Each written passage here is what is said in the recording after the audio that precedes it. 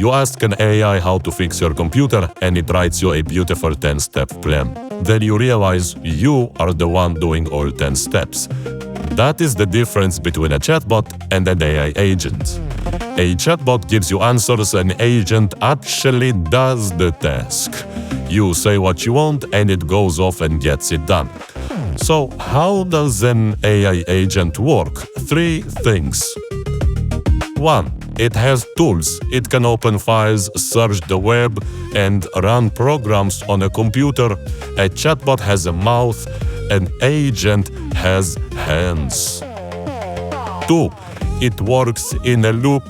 It does a step, checks if it worked, fixes what didn't, and moves to the next step.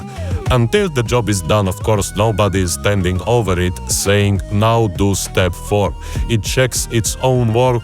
My plumber doesn't even do that. 3. It asks before doing anything big. Deleting files, spending money, it checks with you first. So what do you actually use this for? Watch flight prices to Rome. Tell me when they drop. It watches. You sleep. Find every duplicate photo on computer and clean them up. Done while you make a coffee.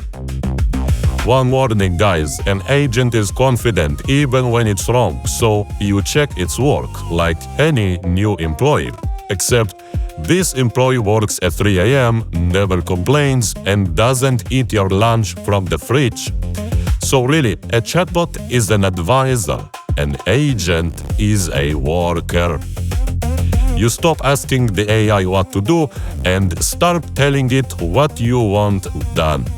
And tools like Claude Code, Hermes, and OpenClaw, they are all agents. That's the whole trick. Thanks for watching.